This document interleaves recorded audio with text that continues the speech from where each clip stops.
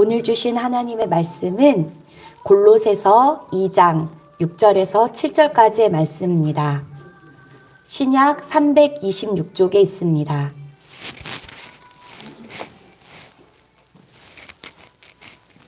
오늘 주신 하나님의 말씀은 골로새서 2장 6절에서 7절까지의 말씀, 신약 326쪽에 있습니다.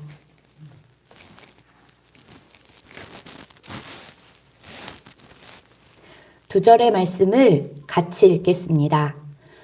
그러므로 너희가 그리스도 예수를 주로 받았으니 그 안에서 행하되 그 안에 뿌리를 박으며 세움을 받아 교훈을 받은 대로 믿음에 굳게 서서 감사함을 넘치게 하라. 아멘. 할렐루야. 하루의 첫 시간을 드리는 우리에게 하나님께서 하나님만이 채워주시는 은혜로 가득 채워주시기를 소망합니다. 우리 교회는 지난주 추수감사주일로 지켰는데요. 추수감사주일의 역사적인 배경은 미국에서 청교도들이 드린 추수감사절 예배입니다. 지금도 미국은 이 청교도들이 미국에 들어와서 감사한 날을 국경일로 삼고 추수감사주일로 지키고 있습니다. 당시 그 유명한 아메리카의 신대륙을 향해 탑승했던 메이플라워에 합승한 엘리자베스 힙킨스라는 여성도가 영국에 계시는 어머니에게 보낸 편지를 읽어보면 그들이 그 당시에 최악의 상황에 놓여 있었다라는 것을 알 수 있습니다. 그들은 출발해서 도착할 때까지 광풍과 침몰의 위기에 시달렸고요. 뜻하지 않은 괴열병에 걸려서 여러 명을 장사 지내야만 하는 불행한 사태를 겪어야 했고, 또 출발 후 2달이 되어도 목적지가 보이지 않았고 식량마저도 바닥이 났습니다. 한 지도자는 하루분의 비상식량만이라도 비축해 놓는 것이 좋을 것이라고 생각하여서 금식의 날을 제안하자 모두가 동의했습니다. 그러자 한 다른 지도자가 금식은 동의하나 감사의 날로 정하자라고 제안했을 때 모두 의아했습니다. 그러자 그는 이렇게 말했습니다. 그토록 열망했던 신대륙이 가까이 왔고 우리 대부분은 건강하고 아직도 신대륙에 소망이 있으니 감사하지 않냐. 그래서 그들은 이 지도자의 제안으로 감사의 날을 정하였고 또 감사의 기도를 하나님께 드렸습니다. 그 후 꼭 닷새 후에 프리모어항에 도착하게 되었습니다. 이들 대부분 도시 지식인 출신이었습니다. 겨울에 도착했기에 절반가량이 그해 겨울에 죽게 되었고 봄이 되자 인디언 족장 중 한 사람이 찾아와 농사 짓는 법을 알려주었습니다. 그리고 그렇게 그의 가을이 되어 곡식을 수확하게 되자 너무나 감사하여 인디언들과 함께 감사의 예배를 드리게 되었습니다. 이들이 최악의 상황에서 최선의 감사를 드렸던 그 근원이 무엇일까요? 본문을 기록한 바울 역시 도무지 감사할 수 없는 절망의 상황에 놓여 있었습니다. 지금 그는 로마 감옥에 쇠사슬에 매인 채 갇혀 있습니다. 사도 바울은 지금 나이가 상당히 들었습니다. 빌레몬서 1장 9절에 보면 도리어 사랑으로서 강구하노라. 나이가 많은 나 바울은 지금 또 예수 그리스도를 위하여 갇힌 자 되어 라고 밝히고 있는데 이를 통하여서 이제 그는 인생의 마지막이 가까이 왔다라는 것을 알 수 있습니다.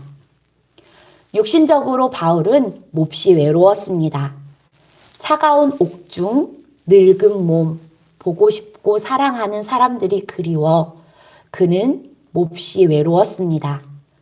그런데 놀라운 사실은 그런 외롭고 쓸쓸한 상황에서 그가 골로새서에 보낸 편지를 보면 감사가 가득 넘쳐나고 있다라는 사실입니다.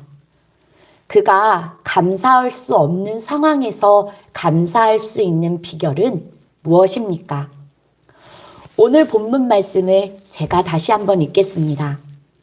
그러므로 너희가 그리스도 예수를 주로 받았으니 그 안에서 행하되 그 안에 뿌리를 박으며 세움을 받아 교훈을 받은 대로 믿음에 굳게 서서 감사함을 넘치게 하라. 예수님을 믿는 우리 그리스도인들은 예수님을 주인으로 모신 사람입니다.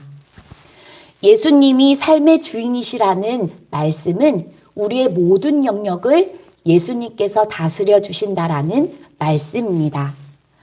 이처럼 예수님을 주인으로 모시고 삶의 모든 영역을 예수님께서 다스려 주시는 사람들의 삶을 바울은 7절에서 그 안에 뿌리를 박으며 세움을 받아라고 묘사하고 있습니다.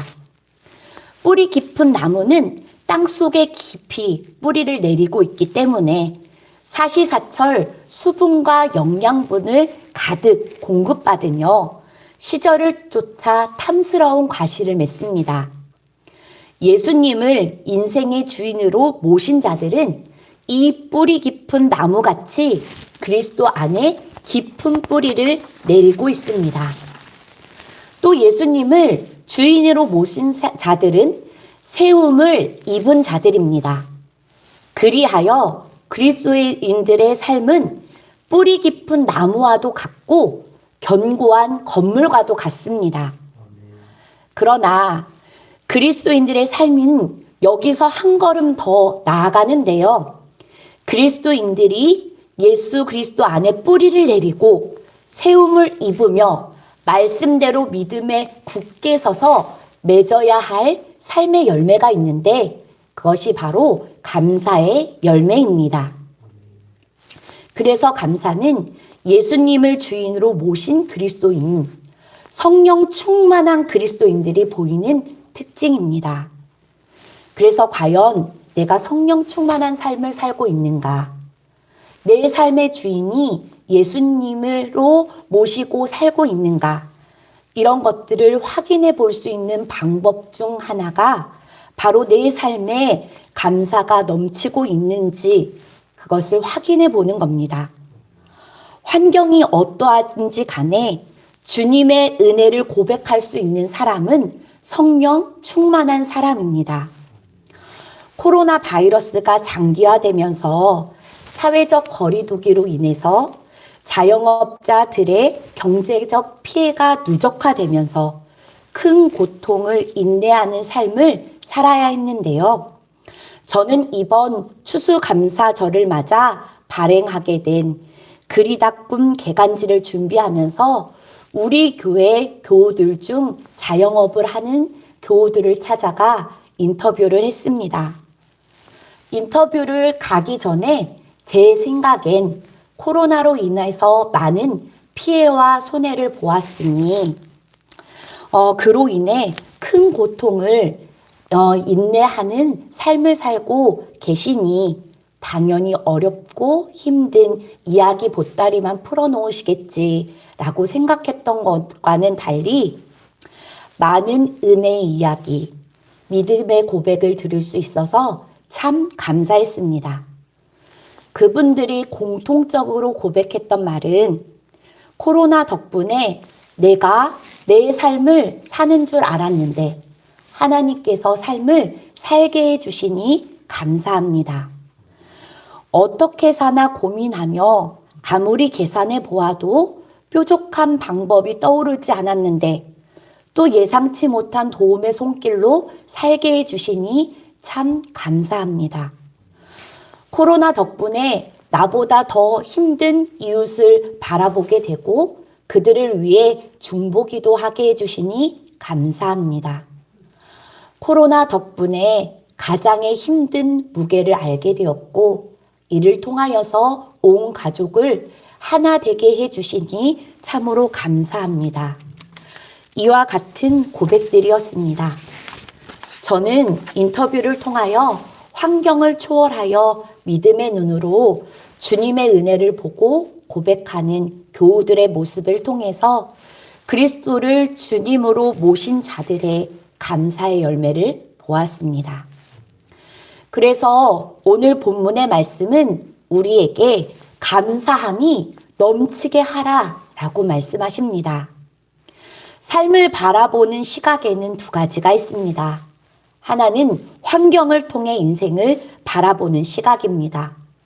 환경이 좋을 때는 괜찮습니다. 그런데 환경이 달라지면 그 환경에 따라 그 인생이 흔들릴 수 있습니다.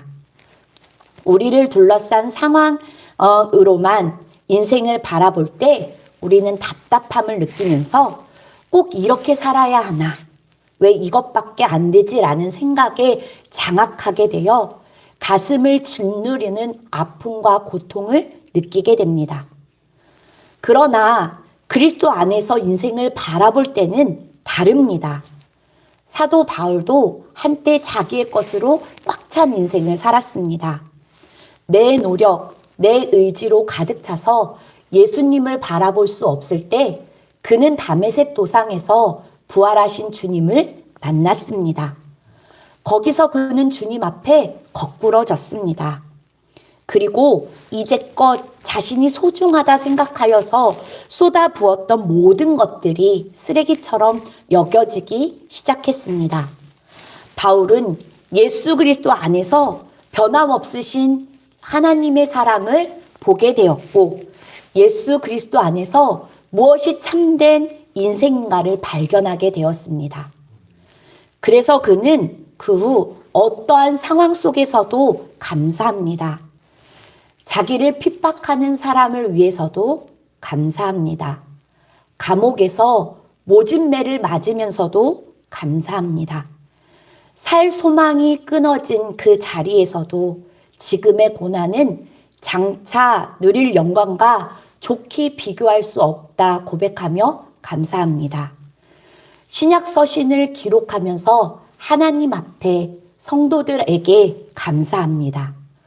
범사에 감사함이 넘치는 이 감사의 삶이 사도 바울의 삶을 능력의 삶으로 승리의 삶으로 이끌어 주었습니다. 지나온 한 해를 돌이켜보면 지금까지 인도해 주신 하나님의 은혜에 참 감사합니다. 기쁜 일도 있었고 힘들고 어려운 일도 있었습니다. 그러나 모든 것이 합력하여 오늘에 이르게 하신 하나님께 감사합니다. 우리 모두 환경을 초월하는 감사로 더 많은 열매를 맺는 그리스도인들이 되기를 소망합니다. 기도하시겠습니다.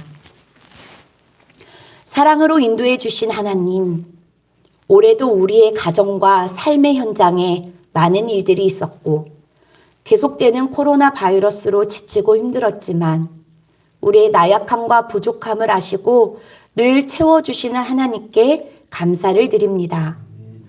사랑의 하나님, 우리의 삶에 감사가 넘쳐나기를 원합니다. 하루하루 감사로 시작하게 하옵소서. 우리를 사랑하셔서 비천한 인생을 존귀케 바뀌어주신 그 은혜에 감사합니다. 하나님이 허락하신 풍성함으로 저희 배만 채움이 아니라 나누고 흘러보내는 은혜도 허락하여 주옵소서. 우리에게 믿음을 더하사 맡겨주신 사명 잘 감당케 하옵시고 우리 삶의 모든 영역을 주인이신 예수님이 다스려 주시기를 간절히 바랍니다. 전천후 감사를 통하여 우리의 신앙이 더욱 성숙하게 하옵소서. 아직 끝나지 않은 코로나 바이러스로 고통당하는 사랑하는 교우들을 돌봐 주옵소서. 수능을 준비하는 수험생의 마음에 주님의 평강을 주옵소서. 몸이 아픈 환우들 있습니다. 찾아가 만나주시고 주님의 사랑으로 다시 일어나게 하옵소서. 오늘은 금요 기도회로 모입니다. 주신 말씀 붙들고 기도로 나갈 때 하나님의 영을 부어주시사 내 힘과 뜻이 아닌 모든 것의 주관자 되신 하나님을 기억하며 의지하는 삶을 살게 하옵소서. 이제 개인의 기도의 제목을 아뢰이며 기도합니다. 모든 일의 해결자 되신 예수 그리스도 앞에 기도할 때 허락하신 문제에 대한 주님의 뜻을 깨닫게 하시고 해결 과정을 통해 주님께 더욱 영광 돌리게 하옵소서. 이 모든 말씀 우리 주 예수 그리스도의 이름으로 기도합니다. 아멘. 하늘에 계신 우리 아버지여, 이름이 거룩히 여김을 받으시오며